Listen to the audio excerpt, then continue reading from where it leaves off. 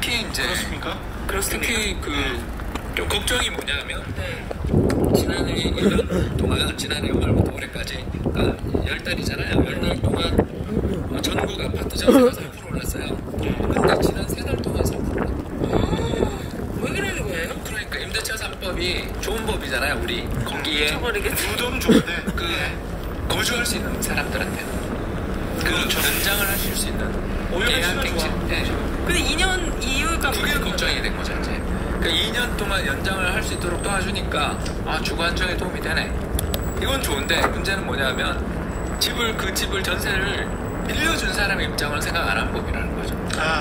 왜냐하면 그 사람 입장에서는 자신의 재산권 행사에 상당히 어려움이 생긴 거죠. 일단 옛날에는 집주인 들어갔다 그러면 사실은 2년 지나고 난 다음에는 언제든지 비워주는 분위기였잖아요. 이제 저는 안 돼요 이러고 이제 그런 집주인의 처분에 따라서 달리긴 했었죠. 그러나 예를 들어서 저희가 독박비를 좀 드리겠습니다라든가 이주비를 드리겠습니다 정도로 끝나는 문제였지 지금처럼 4년 거주를 보장받는 건 아니었던 거잖아요. 그렇습니다. 그러다 보니 전세를 주고 있는 집주인들 입장에서 두 가지 걱정거리가 생긴 거죠. 첫 번째 유동성. 이렇게 주고 나면 4년 그렇죠. 이게 이제 그 4년을 못 건드리는 4년이 되면서 자기가 들어가지 않는 안 된다면 무슨 일이 이제 벌어지냐면 전세를 끼고 매매를 한다든가 그러니까 자기가 거기 안 사니까 전세를 줄 수 있었던 건데 그런 사람들 입장에서 이 전세를 낀 매매나 이런 것들이 굉장히 불편하고 어려운 일이 된 거고 두 번째는 그리고 갱신을 할 때 5%밖에 못 올린다.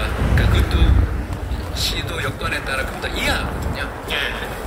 자 이렇게 되니까 이제 전세를 대해서 전세를 주고 하려던 사람들 입장에서 그걸 또 왜 해야 되냐라고 생각하는 거죠. 그러면서 이제 두 가지 선택이 나오게 하나는 집주인이 들어가겠다고 나 그 안에 들어갈래? 나가 이렇게 되면 이제 먼저 전세 공급 걸려있고 또 다른 하나는 뭐냐면 저 이거 열심히 하는데요 월세 생각 없으세요? 없어요 이렇게 이야기를 하셨고 이해되시죠?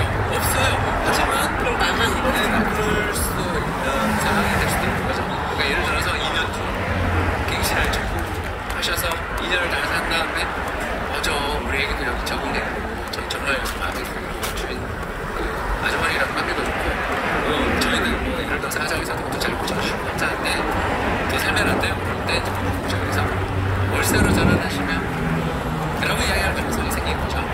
어차피 내가 매매는 잘 안 되고 전세가 이렇게 많이 못 올린다고 하면 차라리 나는 그걸로 소득을 받겠다 이렇게 생각하는 사람들이 나오게 되니까 자연스럽게 무슨 일이 생기냐 하면 우리나라 시장에서 전세가 멸종할 것 같다는 거죠. 저는 임대차 3법을 전세 멸종법이다 이렇게 이제 아마 부르게 될 거라고 생각하는 거예요. 이거를 예측하고 만든 법인가? 임대차 3법은 전세 멸종법이다. 저는 그렇게 봐요. 왜 그런가? 이유가 이제 방금 이야기했던 설명했던 이유뿐만이 아니고 또 하나의 흐름이 있어요. 뭐냐면 통계청에서 발표한 작년에 나온 한국의 사회 통계라는 아주 재밌는 보고서가 있는데 저희가 시간대 그냥 핵심만 이야기를 하자면 20년 전, 지금으로부터 20년 전이었던 2000년 초에 전 국민 100명이 어떻게 살고 있는지를 조사한 데이터가 있어요. 그걸 조사를 하면 20년 후에? 20년 전 20년 전 100명 중에 55명은 자기 집 그리고 30명은 전세 그리고 15명에서 13명 사이 정도가 월세에 살았던 거죠. 자 그러면 지금으로부터 3년 전 2017년 통계는 어떻게 바뀌었을까? 그때로 자기 집에 사는 사람들은 57 2명이 더 늘었어요. 국가가 다 집 없던 사람이 집을 살아간 것도 있으니까. 그러면 나머지 42, 43가구는 어떻게 사느냐를 봤더니 예전에는 전세가 30명이었다면 지금 전세가 15명. 나머지가 다 월세. 또 우리나라는 전세가 날이 갈수록 줄어들고 있었던 거예요. 원래 그렇게 죽고 있었던 거예요. 그러던 걸 촉진시키게 된 거지.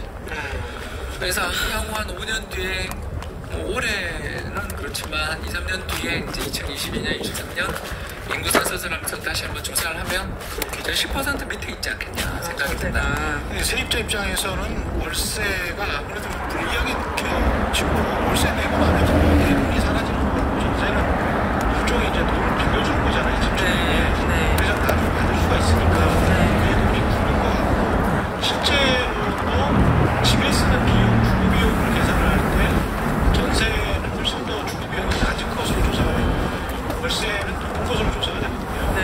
그렇기 때문에 이제 세입 세입자 입장에서는 월세가 늘면 늘수록 상당히 좀 불리해지는 그런 상황인 거죠. 실제로 이제 그 임대료를 그 전세 살다가 월세로 전환하는 걸 전월세 전환이라고 그래요. 그러니까 예를 들어 1억짜리 전세를 살다가 또 이제 1년에 1,000만 원 월세 줘. 예를 들어서 월 한 80이잖아요. 그러면 10% 아닙니까? 그게 전환율이. 1억짜리 전세를 살다가 그냥 보증금 없이 1,000만 원 이러면 이게 10%잖아요. 그게 이제 2010년에 10%였어요. 그러면 지금은 얼마냐? 한 5, 6% 사이에 있어요. 그러면 500만 원. 그러면 3억짜리 전세 살고 있는 사람 입장에서는 1년에 1,500만 원을 내야 되는 거예요. 그러면 3억 그 전세 대출이나 이런 걸 할 때 이자에 비해서 월세 임대료가 훨씬 더 비싼 걸 알 수 있죠. 이걸 전월세 전환율이라고 그러는데 이제 왜 이런 높은 금리가 적용되냐 하면 공실? 네, 집이 비워져 있으면 월세 집주인한테 돈이 안 가잖아요. 네. 그 위험을 누구한테? 세입자한테 떠넘기는 거죠. 높은 월세로. 그리고 두 번째, 월세 들어가게 될 때 빌트인 많죠. 빌트인 이것도 쓰면 안 된다. 괜찮아요? 빌트인 써도 돼. 야, 괜찮대. 빌트인이 돼 있잖아요. 가구랑 가전제품이 다 있는데 오래 못 가죠. 왜냐면 자기 게 아니니까. 네. 무슨 말인지 아시겠죠? 그래서 겉보기는 멀쩡해 보이지만 안에 이렇게 고장이 좀 나있거나 색채가 나는 경우들이 많으니까 임대를 좀 잘 하기 위해서는 인테리어라든가 가구를 자주 바꿔줘야 되잖아요. 그 비용도 또 월세에 포함된 거잖아요. 그리고 이제 마지막 세 번째, 우리 아파트에서 이렇게 관리비 내면 30만 원도 많다 싶을 때가 있을 정도로 이렇게 단지가 크면 클수록 관리비가 적죠. 근데 웬만한 오피스텔에서 예를 들어서 뭐 한 10평짜리 사무실 이런 걸 제가 어디 알아보려고 저는 이제 사업하니까 갔더니 월세가 70만 원 이런 데가 관리비가 70만 원 이러는 관리도 예 그럼요. 진짜 주차 하나 주고 예. 그러니까 그런 경우들을 종종 봤거든요.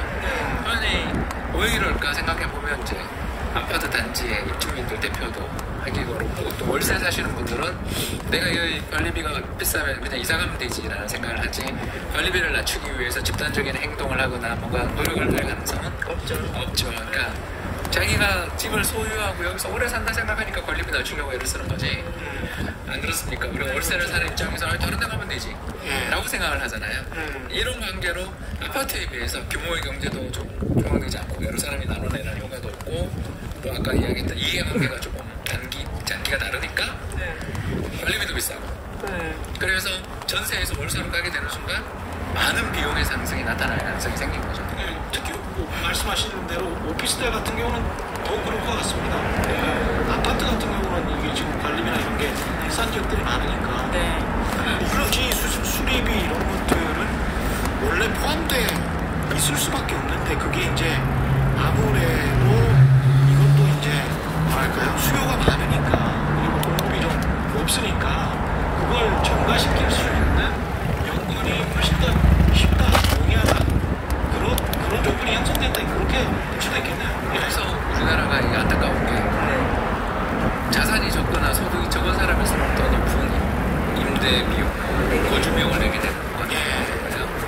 그래서 이제 우리나라가 월세로 가게 된다라면 이제 당연히 월세 이율은 떨어지겠죠. 장기적으로. 왜 그러냐면 사람들이 많이 이제 월세로 가게 되면 월세 공급도 늘어나니까 상대적으로 유지해서 좀 덜 좀 이렇게 엄격한 오피스텔 짓거나 또는 근린 생활 시설들 짓는 건 상대적으로 규제가 덜하니까 그래서 더 많은 공급이 있어서 월세는 다시 말씀드리면 10년 전에 비해서 월세 이율이 절반으로 내려갈 정도로 월세 가격은 떨어져 왔어요.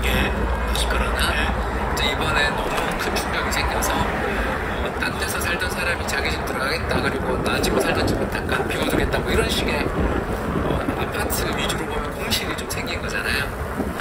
왜냐하면 전세 입주한 한 사람을 내보내기 위해 자기 집을 비우고 그 집에 들어간 사람들도 능력되면 그런 사람들도 꽤 있을 거 아니에요. 왜냐하면 그러면 다시 전세를 더 비싸게 받을 수 있으니까. 그러니까 그런 사람들도 있고 해서 시장 내에서 아무튼 공실이 확 늘어버리는 과정에서 전세 살던 사람들이 월세로 또 급하게 가야 되는 경우가 생기니까 지금까지 추세는 쭉 월세율이 떨어졌다면 최근에는 일시적으로나마 또 월세 가격까지 오르는 진짜 답답해. 아니 이제 안타깝고 안전수신 그만 듣고 싶어요. 그러면 이거에 관련해서 진짜 답답하네. 아니 이제 우리가 전월세 이야기했으니까 매매가 이야기해야 되잖아.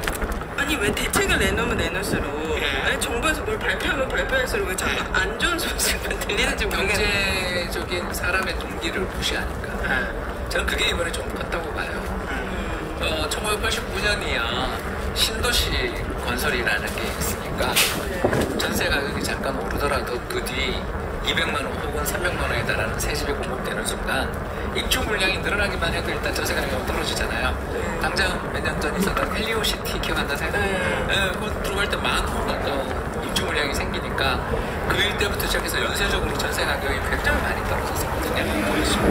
그런 일들이 벌어지는 것처럼 입주 물량 많을 때 이 정책을 썼으면 저는 이렇게 충격 받지 않았을 것이다. 타이밍이 안 좋다. 그리고 이제 두 번째 너무 강했어요.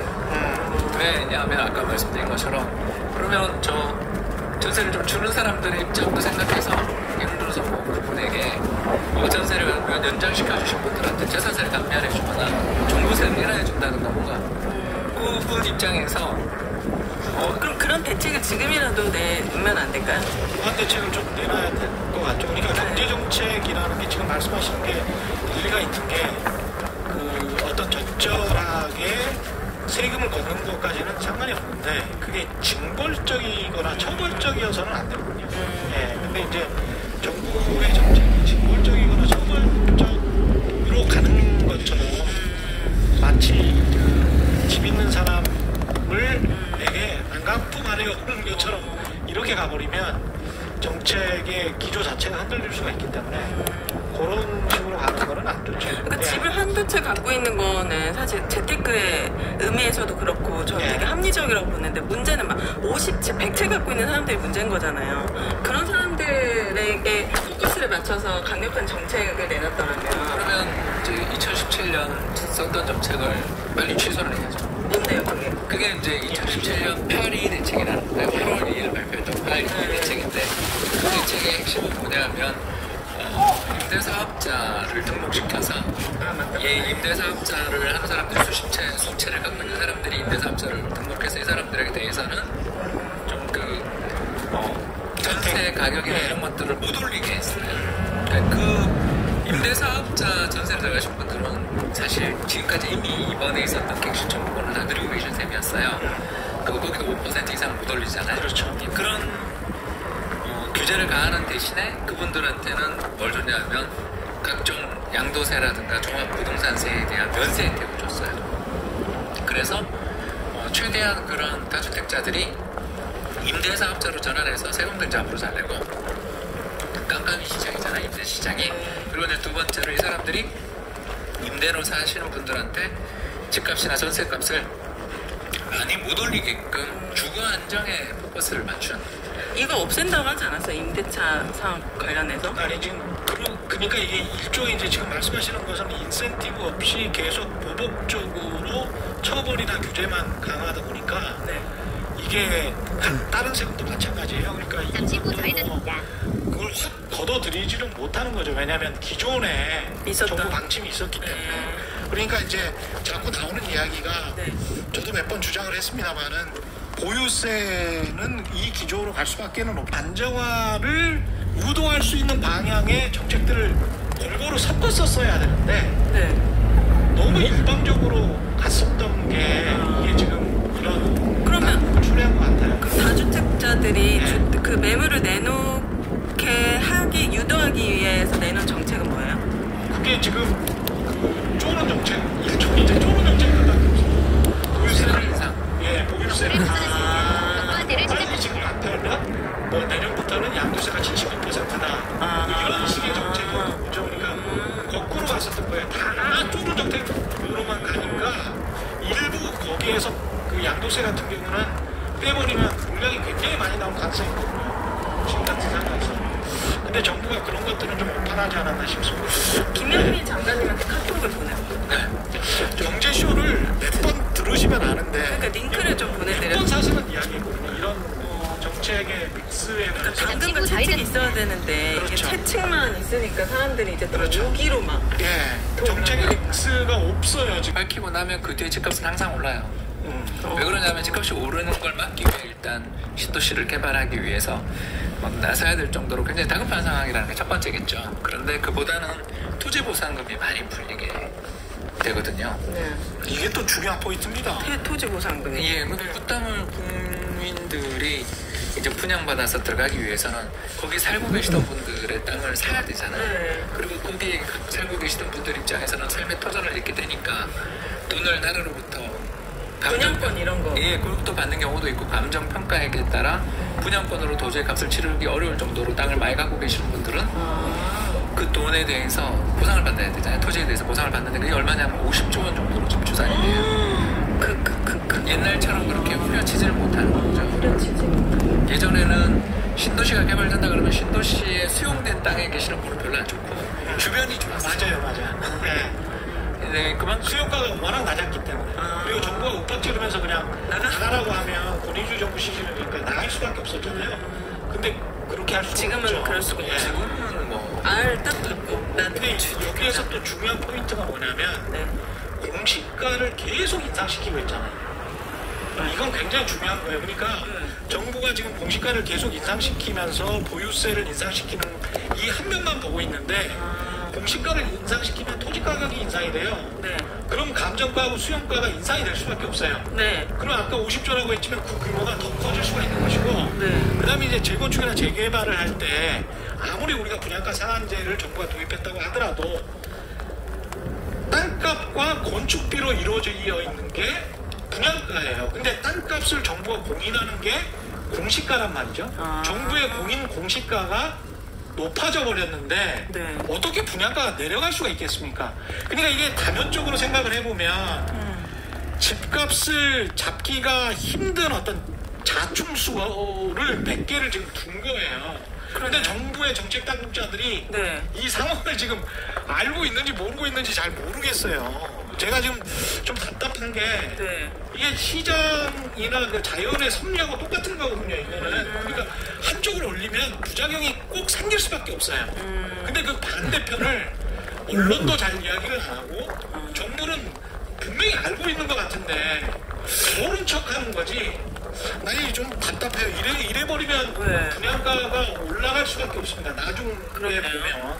왜냐면 그 정부 관계자들 분들 중에도 다주택자들이 많잖아요. 그러니까 이거를 당연히 모를 수가 없는데 알죠. 다 아는데 이렇게 간다는 거는 이게 지금 너무 그러니까 그 정치적인 요소들 그러니까 공시가를 올리고 보유세를 인상하면 국민들한테 속이 시원하게 되는 요소 같은 거 있잖아요.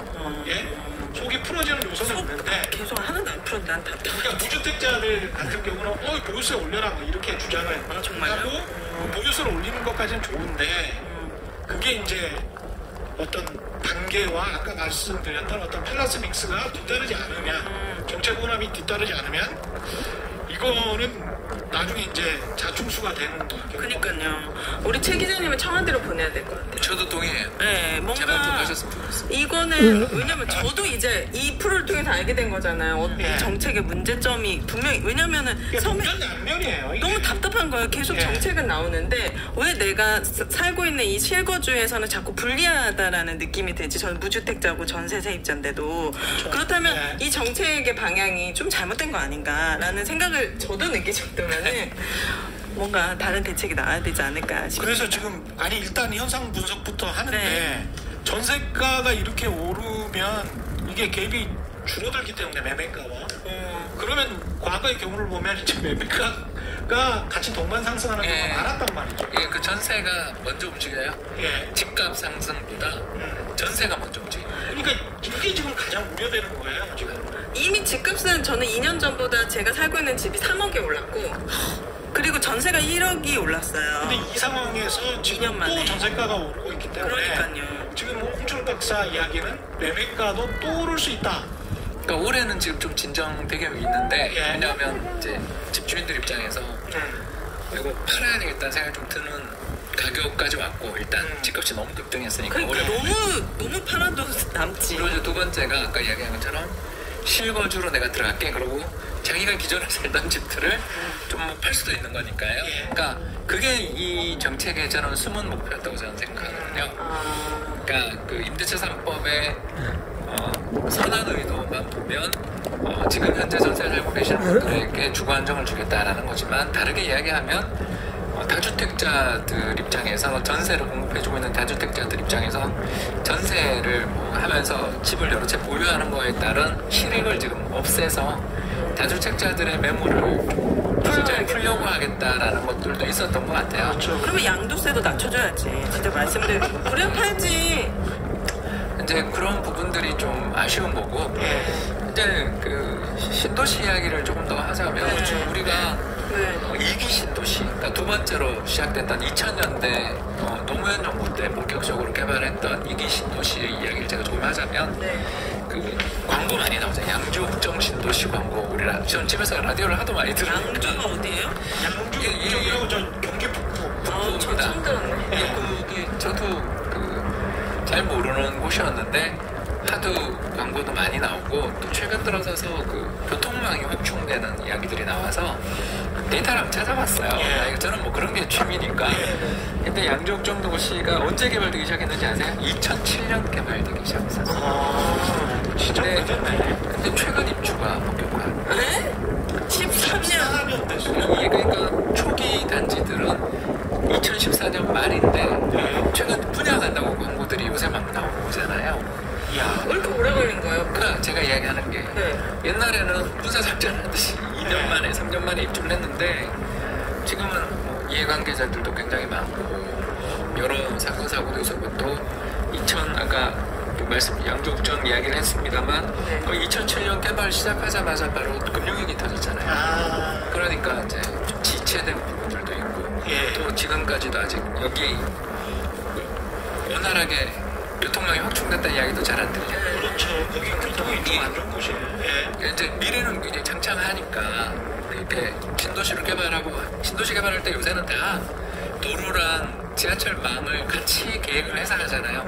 그런데도 불구하고 얼마 전까지도 좀 어려움을 겪고 그랬던 지역들이잖아요. 또 하나 이야기하자면 인천 검단, 요새 이제 미분양이 사라지고 있는 인천 검단인데, 여기 2009년에 시작됐는데 올해 입주. 아니 그럼 제3기 신도시는 다음 생에 들어갈 수 있는 거예요? 저는? 그러니까 그 정부가 왜 그 정부의 정책들이 그렇게 좀 2017년 첫 단추를 좀 잘못 뺐던 것 같고, 왜냐하면 다주택자들에게 좀 안정적인 그 임대 하시는 분들에게 혜택을 주기 위해서 다주택자들에게 준 혜택이 좀 과도했고, 그걸 이제 물으려니 그때 했던 약속이랑 지금 완전히 달라져 있으니까 그분들 물량은 8년 동안 안 나오는 물량이고, 왜냐면 8년 동안 안 파는 조건으로 그 혜택을 준 거예요. 진짜 굉장히 큰 혜택이었어요. 그 2000 몇 년도에 했다고요? 2017년. 아이도 멀었는데. 그러니까 5년이 더 남아있죠. 그리고 이제 두 번째가, 그러다 보니까 신도시 공급에서 미적거리였던 게, 과거 2기 신도시 중에 아직도 공급도 안 하고 입주도 안 된 2기 신도시가 굉장히 많고, 거기 또 미분양도 그때 굉장히 쌓여 있었는데, 이걸 추가적으로 하려는 게 좀 불확실해서 3기 신도시 개발에 또 시차가 좀 있었고, 지금도 아직도 보상 중이잖아요. 그러면 이 3기 신도시는 보상 같은 거 다 끝난 거예요? 지금 하고 있습니다. 작년 올해에 이제 그 택지개발 예정지구 고시가 작년 올해 사이에 있었으니까 이제 보상이 시작되는 거죠. 난 또 바로 되는 줄 알았어. 계속 3기 신도시 3기 이강주 의원님 3기 신도시 저에게 희망을 주셨단 말이에요. 그래서 이제 사전 청약을 자꾸 정부가 이야기하시는 게, 사전 청약 맞아요. 아니 이거 지금 보상 중인데 사전 청약하면 언제? 10년 뒤에 입주할 수도 있고. 10년이야? 아니 어떤 경우에는 그럴 수도 있는 거죠. 왜냐하면 아까 이야기했던 사전 청약 받았던 단지 중에 하나가 제가 지금 이야기했던 단지들이거든요. 양주 거기. 또 그렇고, 한때는 저 화성 동탄 이야기를 잠깐 드리면, 여기에도 2001년 개발했는데 2007년 만 6년 지나 입주를, 호황인데도 6년 걸려서, 그때는 그렇죠. 역사적인 호황이었던 것도 6년 걸렸거든요. 그래서 이런 점을 우리가 생각을 해본다면, 제 생각에 그 가장 좀 쉽고 손쉬운 대책을 제가 말씀을 드리자면, 결국 신도시 개발에 이렇게 어려움이 있고 하다면, 이거는 솔직히 이제 장기적으로 계속 정부가 교통망도 확충해주는 예산을 빨리빨리 투입해줬으면 하는 거가 희망이고요. 또 하나 이야기하고 싶은 건, 그러면 재건축 재개발을 활성화시키는 방향으로 하는 게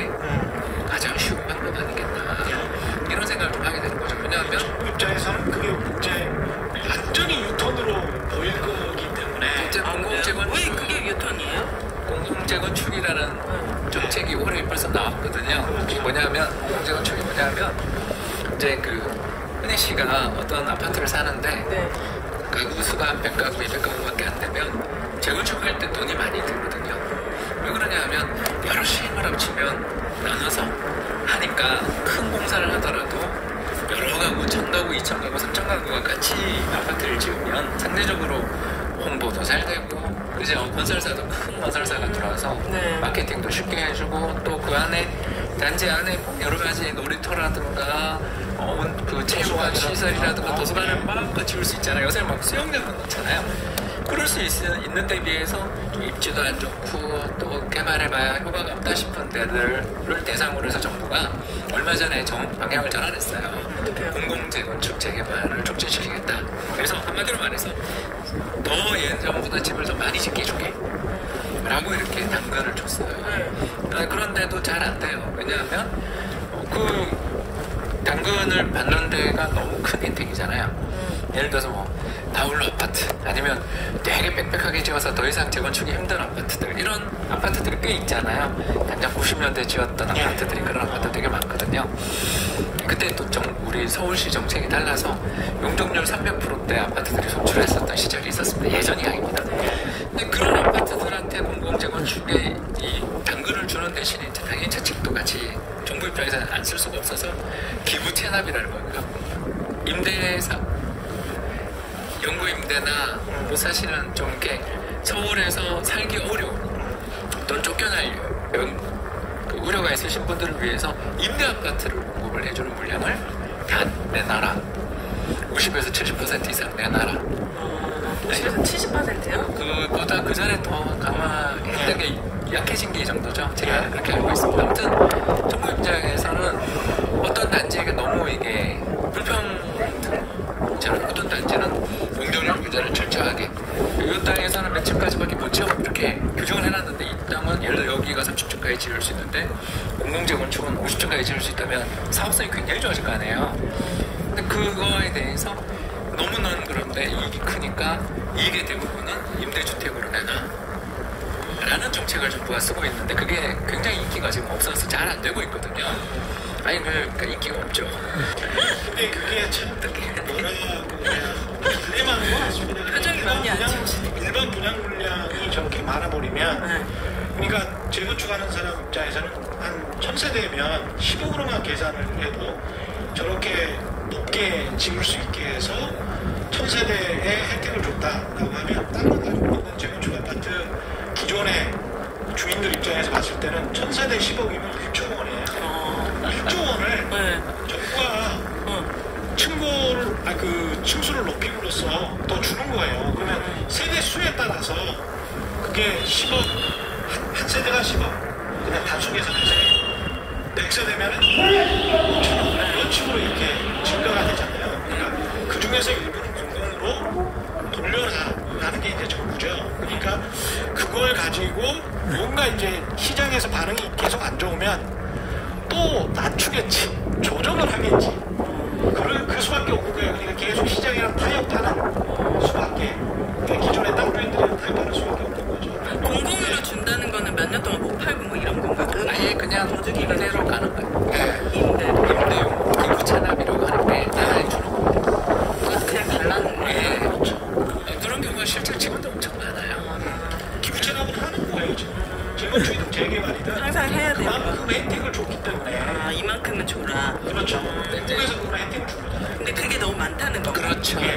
그렇게 느끼는 단지들이 많으니까 대표적인 단지들이 대부분이 다 빠져서 효과가 없다는 이야기가 좀 나오고 있는 중이니. 그래서 재건축을 못 하고 있는 거예요. 그렇죠. 그러니까 그 싸움을 계속하고 있는 거죠.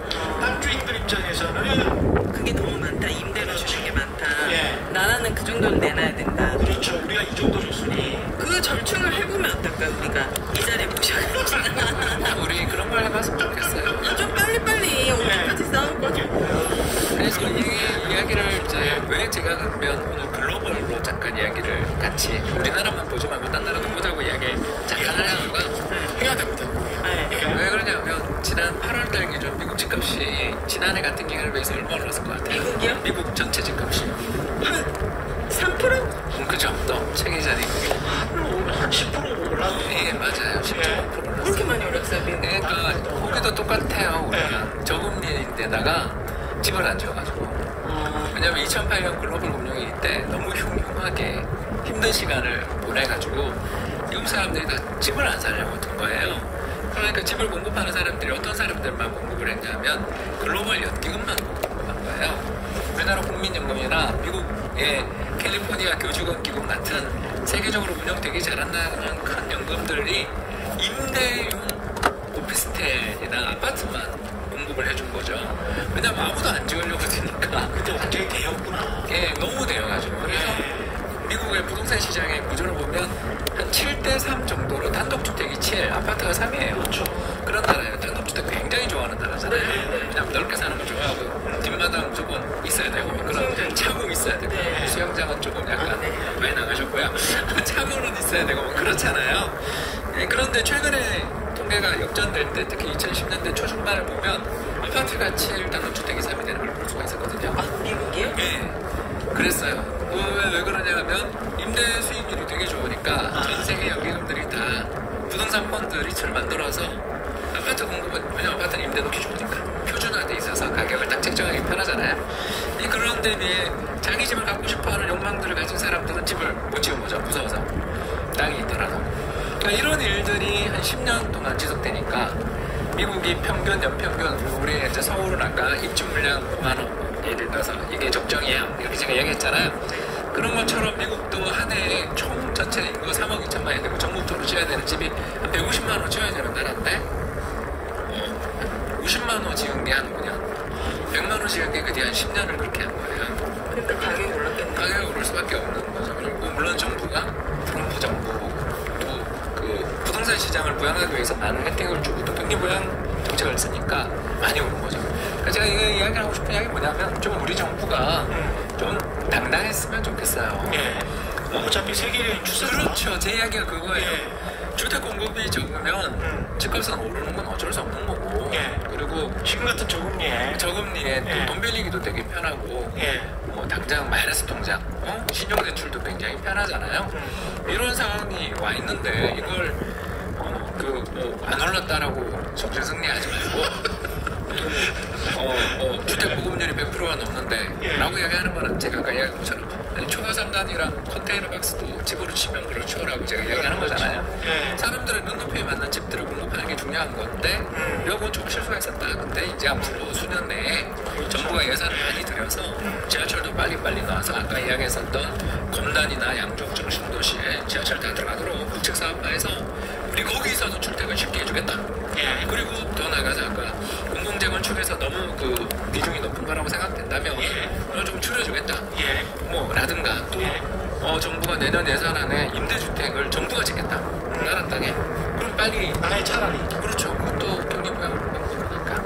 그러니까 이런 식으로 좀 대신을 해서 몇 년만 참아달라. 대신 우리가 올해 예산을 얼마나 투자를 하기 때문에 착공을 완공기간을 땡겨주겠다. 그렇잖아요. 그러니까 이런 식의 정책들을 좀 당당하게 펼쳤으면 좋겠다.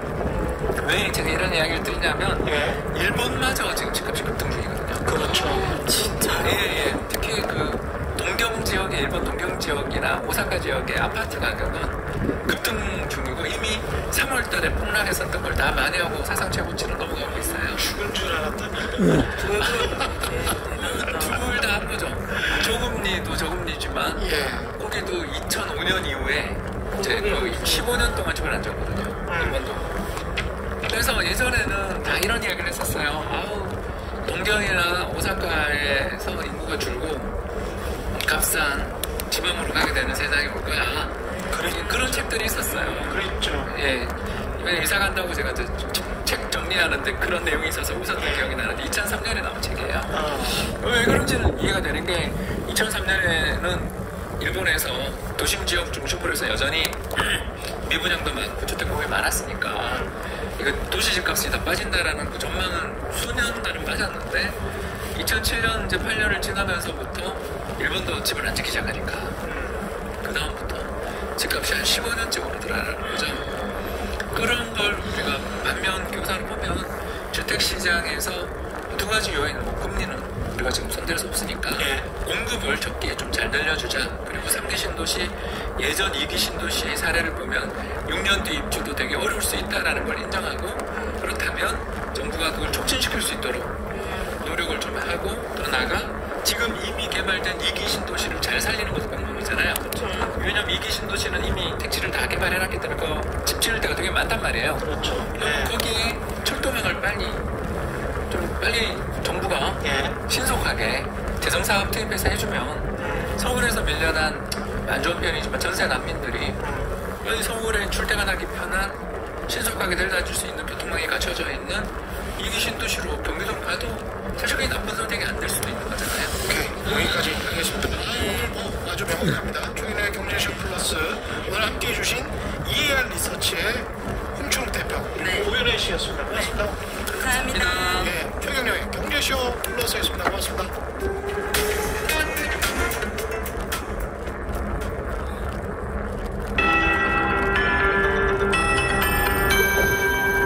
KBS 58분 날씨. 한움큼 가을빛 실은 나뭇잎이란 식구가 떠오를 정도로 가을볕 아래 낙엽 흩어지는 모습 많이 볼 수 있는 요즘입니다. 오늘도 바람 부는 가운데 볕이 약한 편이었습니다. 내일은 기온이 큰 폭으로 떨어지겠습니다.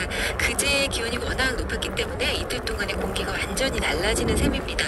오늘 밤 11시를 기해 중부 지역과 경북에 한파특보 발효되는 곳이 많겠습니다. 이들 지역은 10도 안팎, 그 밖의 지역은 적어도 5도 이상의 기온이 내려가겠습니다. 모레 아침까지 추우니까 건강관리에 유의하셔야겠습니다. 내일 아침 기온 서울 영하 1도, 대관령 영하 6도, 대구 2도 등 영하 5도에서 영상 6도의 분포를 보이겠습니다. 낮 기온도 서울이 9도에 머뭅니다. 대전, 광주, 대구 12도 등 8도에서 15도의 분포를 보이겠습니다. 내일 새벽 서리가 내리고 얼음이 오는 곳이 있으니까 이 점도 주의하셔야겠습니다. 경기 북부라든가 영서 지역, 산간 지역 등이 가능성이 높은 지역입니다.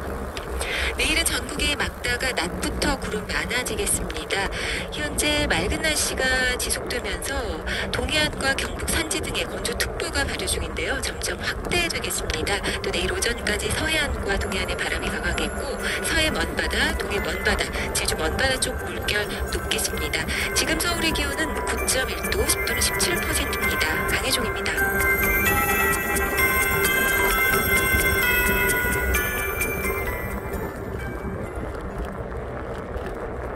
정성을 다하는 국민의 방송 KBS가 6시를 알려드립니다. AM 711kHz, FM 97.3MHz, KBS 1라디오입니다. HLKA.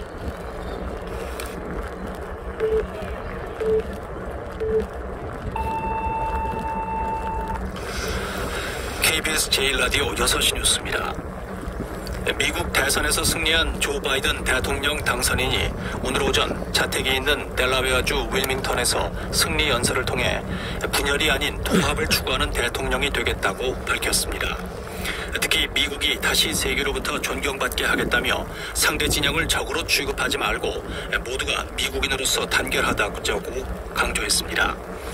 그러면서 최우선 과제로 코로나19 사태 확산에 대처하는 일부터 시작하겠다고 말했습니다. 바이든 당선인은 개표 닷새째인 오늘 새벽 격전지였던 펜실베니아에서 승리를 확정지으며 4년 만에 정권 교체에 성공했습니다. 문재인 대통령은 미국 대선에서 민주당의 조 바이든 대통령 후보와 카멀라 해리스 부통령 후보가 승리한 것과 관련해 두 분과 함께 열어나갈 양국 관계의 미래 발전에 기대가 매우 크다고 밝혔습니다. 문 대통령은 오늘 SNS를 통해 우리의 동맹은 강력하고 한미 양국 간의 연대는 매우 견고하다며 이같이 말했습니다. 문 대통령은 한미 공동의 가치를 위해서 두 분과 함께 일해 나가기를 고대한다고도 말했습니다. 강경화 외교부 장관이 오늘부터 나흘간 한미 현안 협의와 미국 대선 이후 동향 파악을 위해서 미국을 방문합니다. 강 장관은 인천공항에서 미국 워싱턴으로 출국하기에 앞서 취재진의 질문에 민감한 시기지만 폼페이오 국무장관의 초청으로 미국을 방문한다며 미 대선 상황과 관계없이 한미는 기회가 있으면 늘 소통해야 한다고 밝혔습니다. 외교부는 이번 방미를 계기로 가능한 범위에서 바이든 미 대통령 당선인 측과 네트워크를 구축한다는 방침입니다. 일반 매체들은 미국 조 바이든 대통령 후보의 당선이 확실해졌지만 이에 관한 언급은 일절하지 않고 있습니다. 노동당 기관지 노동신문은 대신 80일 전투 성과 등 내부 현안 보도에 주력하는 모습입니다. 또 신문은 일면에 실은 논설에서 북한은 강력한 전쟁 억제력을 갖춘 세계적인 군사 강국이라고 강조하고 지난달 10일 열병식 때 선보인 전략 무기들을 언급하기로 했습니다. 이는 미국을 의식한 과시로 볼 수도 있지만 이 논설에서 미국을 직접 언급하거나 특히 미 대선과 관련된 내용은 찾아볼 수 없었습니다. 정부가 일상생활 전반에서 코로나19 집단 감염이 증가하는 등 확산세가 이어지고 있다며 수도권의 경우 사회적 거리두기 1.5단계 격상 위험도 커지고 있다고 밝혔습니다. 박능후 중앙재난안전대책본부 1차장은 이달 들어 일주일 거리두기 1단계 하에서 사회 경제적 활동이 계속 확대되며 환자 수가 높아진 상태를 유지하고 있다며 이같이 말했습니다. 중대본에 따르면 지난 일주간 하루 평균 국내 발생 환자 수는 88.7명으로 직전주에 비해서 3.1명이 증가했고 지역별 확진자 수는 1단계 수준을 충족하고 있지만 수도권에서 주로 확산세가 이어지고 있습니다. 오는 11일 0시부터 있죠. KBS 1라디오 생방송 주말 저녁입니다. 먼저 이 시각 고속도로 상황부터 알아보죠. 한국도로공사 최선미 씨. 네, 오후 6시가 넘었는데도 고속도로 정체가 극심합니다. 경부선은 양방향 정체 모두 긴데 특히 서울 방면으론 여전히 70km 넘게 밀립니다. 청주부터 청주휴게소, 다시금 천안부터 남사까지 대부분 밀린다 보셔야 되고요. 청주부터 반포까지는 2시간 25분 정도 소요되고 있습니다. 서해안선 서울 쪽은 그나마 정체 길진 않지만 그래도 당진부터 서해대교까지는 많이 속도 줄여서 지나고요. 광주대구선 대구 쪽은 해인사부터 구령까지 지나는 차량들이 더 늘었습니다. 서울 양양선 서울 쪽으로는 총 40km 구간 밀리는 가운데 가평 휴게소부터 고속도로 끝자락인 강일까지는 계속 막혀있고 영동선 귀경 정체는 강원권의 경우 새말과 원주 사이, 경기권에선 여주부터 이천 지나 양지터널까지 길게 이어집니다. 이밖에 경상권을 지나는 남해 제1지선 창원 쪽으로는 산인 분기점과 창원 분기점 사이 혼잡합니다. 고속도로 교통정보 왔습니다.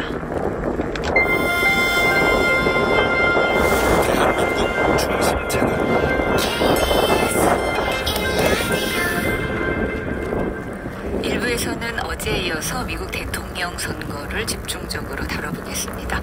먼저 미국 워싱턴 현지 연결해서 바이든 승리 후에 생생한 현장 소식 들어보고요. 일요 뉴스 브리핑에서는 우리 정치권의 반응, 향후 대책 살펴보겠습니다. 무엇보다 미국의 한반도 정책 방향도 궁금하시죠? 전문가 연결해서 집중 분석해보고요. 미국과 우리나라 IT 업계는 바이든 후보의 당선을 축하하는 분위기라고 하네요. 어떤 내용인지 IT 한뉴스에서 살펴보겠습니다. 미국 대통령 선거 개표 결과 조 바이든 후보의 승리가 확정됐습니다. 하지만 트럼프 대통령이 여전히 선거에 불복하겠다는 뜻을 밝히고 있어서 혼란한 상황은 한동안 계속될 것 같은데요. 어제에 이어서 오늘도 미국 워싱턴 DC 노정민 통신원 연결해서 자세한 소식 들어보겠습니다. 안녕하세요, 노정민 통신원. 네, 안녕하십니까. 미국 워싱턴입니다. 네, 어제 방송에서 전화 연결했을 때만 해도 이제 내일까지는 좀 지켜보자 했었는데 드디어 조 바이든 후보가 승리했어요. 네, 맞습니다. 미국 현지 시간으로 토요일이었습니다. 어제 오전 거의가 점심때가 다 될 무렵에 결국은 조 바이든 당시 이제 후보가 접전을 벌이던 펜실베니아주에서 승리를 확정 지으면서 대의원수 273명을 확보했거든요. 과반수를 넘긴 겁니다. 그러면서 46대 미국 대통령이 당선됐는데 그 이후에 계속 앞서고 있던 네바다주에서도 승리를 확정하면서 지금 현재 대의원수 279명을 지금 확보하고 있는 상황입니다. 그래서 앞으로 조지아주하고 애리조나주에서도 지금 앞서고 있는데 여기에서도 승리를 확정 지으면 총 선거인단 306명까지 확보하게 되면서 이제 완승을 이제 거의 거둘 것으로 보이는데 어제 오후부터 일제히 바이든 후보의 승리를 미국 언론들도 일제히 보도했었습니다. 이제 미국에는 조 바이든 대통령 당선자 또 카말라 해리스 부통령 당선자가 탄생하게 되는 건데 두 인물에 대해서 좀 간략히 소개해 주세요. 예, 그러니까 뭐 조 바이든 당선자는 먼저 많은 청취자분들이 이미 잘 알고 있는 뭐 유명한 정치인인데, 왜냐면 이제 버락 오바마 행정부 때 이제 부통령을 지낸 인물이잖아요. 그러니까 상원 의원만 36년, 그리고 부통령 8년, 뭐 이런 경력이 말해주듯이 뭐 경험과 인지도가 아주 높은 뭐 전형적인 관록의 미국 정치인이고요. 그러니까 이번에 그 미국 대권 도전 3번째 만에 당선이 됐고, 내년에 이제 취임을 하게 되면 뭐 나이가 이제 79세의 나이로 미 역사상 최고령 대통령 기록도 세우게 됐습니다. 그런데 부통령이 당선된 또 카말라 해리스는 미국의 첫 여성 부통령이자 흑인이고 또 아시아계 부통령이다, 이런 역사를 쓰게 됐는데, 원래 이제 법조계 출신으로 정치 경력은 그렇게 많지가 않거든요. 그런데 이 고령의 백인 남성이라는 바이든 후보를 잘 보완할 인물로서 아무래도 여성이고 흑인이고 아시아계를 아우르는 상징적인 인물이라는 점이 이번에 미 유권자의 표심을 얻는 데 좀 동력이 되지 않았나, 이런 평가를 좀 받고 있습니다. 어제 이제 대선 승리 확정 이후에 바이든, 이제 해리스 이 두 당선인이 대국민 연설을 했는데 어떤 내용이 있는지 한번 정리해보죠. 예, 뭐 어젯밤에 그 바이든 당선인의 이제 집이 있는 델라웨어주에서 대국민 연설을 했는데 지지자들도 굉장히 많이 오고 있었습니다. 그런데 이제 어제 그 바이든 당선인은 대국민 연설을 통해서 우리는 분명하고 확실한 승리를 이끌어냈다, 이렇게 말하면서 이제 지지자들에게는 감사와 격려의 마음을 전했고요. 가장 중요한 메시지는 이거였던 것 같아요. 이제 미국의 분열을 지금 극복하고 앞으로 좀 화합과 단결로 나아가야 하지 않겠냐, 이런 메시지 전달에 집중을 했는데요. 지금 트럼프 대통령이 이제 선거 불복함으로 인해서 이제 미국 사회 갈등이 점점 커지는 것을 우려했고, 또 그만큼 트럼프 대통령 지지층에게는 위로와 또 이해의 마음을 전하지 않았나 싶습니다. 또 바이든 당선자는 이제 최우선 과제로 코로나19 대유행을 막기 위해서 강력히 대처하겠다, 이런 의지를 밝혔고, 또 인종 갈등 해소라든가 민주주의 수호, 또 미국 정신의 가치와 품격을 높이는데 앞으로 주력할 것이다, 이런 다짐을 했습니다. 트럼프 대통령 측의 이제 반응도 궁금한데, 그 백악관 주변에는 그 트럼프 대통령 본인의 유행어죠, You are fired라는 편말도 보이던데, 이 트럼프 대통령은 그럼 여전히 이제 선거 결과를 인정하지 않고 있는 건가요? 예, 그렇습니다. 그러니까 어제 트럼프 대통령은 낮에 이제 골프를 칠 때 이 바이든 후보의 최종 이제 당선 소식을 들었다, 뭐 이런 소식도 좀 전해졌는데, 그렇지만 이제 트럼프 대통령은 계속 주장해왔던 것처럼 아직 이번 선거가 끝나지 않았고 본인의 결과에 불복하지 않을 것이다, 이런 뜻을 분명히 밝히고 있습니다. 제가 어제도 계속 이제 트위터를 좀 확인해봤는데, 역시 트럼프 대통령은 이제 바이든 후보의 당선 소식 이후에도 이 선거는 부정선거다, 본인이 원래는 다 이긴 선거였다라는 주장의 글을 계속 올리고 있거든요. 그런데 워낙 지금 뭐 미국 언론이나 이제 많은 전문가들 사이에서는 이 트럼프 대통령의 주장에 대해서 뭐 구체적인 증거나 명분이 없기 때문에 앞으로 결과가 바뀔 가능성 매우 작다, 이런 여론이 좀 지배적이고요. 또 어제 뭐 이미 바이든 당선인의 대국민 승리 연설도 있었고, 좀 국제사회의 당선 축하 인사도 계속 전해지고 있잖아요.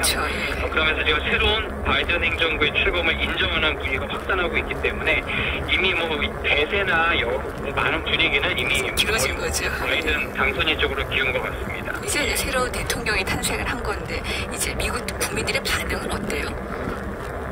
예, 뭐 제가 있는 이제 워싱턴 D.C.는 이제 바이든 당선의 지지층이 굉장히 많습니다. 그래서 어제 많은 그 지지자들이 백악관 앞에 모여서 이제 트럼프 대통령의 시대는 끝났다라면서 이제 거리에 나와 환호도 하고, 뭐 음악도 틀고 춤도 추면서 거의 뭐 축제 분위기였고요. 예. 또 이제 미 전역에서도 바이든 당선 지지자들의 어떤 축하 환호가 계속됐는데, 특히 바이든 당선자를 지지했던 뭐 이민단체라든가 히스패닉 단체, 아시아계 단체 등도 일제히 성명을 내고 환영의 뜻을 나타내고 있습니다. 그러면서 앞으로 이제 새로운 변화, 새로운 정책에 대해서도 높은 기대감을 나타내고 있습니다. 반면에 그 트럼프 대통령 지지자들이 여전히 좀 충격에 빠진 모습인데, 그래도 이 트럼프 대통령을 지지한 그 국민들이 7천만 명이 넘습니다. 상당히 많은 유권자들이 트럼프 대통령을 지지했는데, 그런데 이 경합주 중심으로 개표장 주변에 나가서 이번 부정선거에 대한 의혹을 제기하면서 항의하거나 또 시위를 벌이고 있고요. 또 워싱턴 포스트 보도를 보니까 이 트럼프 캠프 측은 이 또 시위 태세를 갖춰달라면서 이를 계속 독려하고 있는 것으로 알려졌거든요. 게다가 이 법적 소송을 대비한 후원금 모금도 이미 착수를 했기 때문에 앞으로 어떤 긴장과 갈등 상황은 더 커질 수 있음을 예고하고 있습니다. 그렇군요. 어쨌든 이제 앞으로 바이든 당선인이 어떤 정책을 펼칠지에 이제 관심인 건데 아무래도 트럼프 대통령 시대를 청산하는 것부터 시작하지 않겠냐는 관측들이 있어요. 네, 맞습니다. 바이든 당선인은 이미 후보 시절부터 트럼프 대통령의 이제 미국 우선주의를 부정했고, 앞으로 자기가 당선이 되면 미국의 그동안 어떤 전통적인 가치와 품격을 높이는데 노력하겠다 이렇게 강조해 왔거든요. 그래서 아마 이제 출범 초기에는 트럼프 행정부가 추진해왔던 정책을 좀 많이 되돌려 놓지 않겠냐 이런 관측이 지배적입니다. 우선 코로나19 대응부터 가장 주력할 것 같고요. 적극적인 방역 대책에도 나설 것 같습니다. 그리고 트럼프 대통령이 탈퇴했던 그 파리 기후변화 협정 여기에도 이제 이미 재가입하겠다 이미 원했죠. 예. 또 이제 경제 정책에 있어서는 기업 감세 정책을 처리한다거나 노동자 권리를 좀 확대한다거나 불법 이민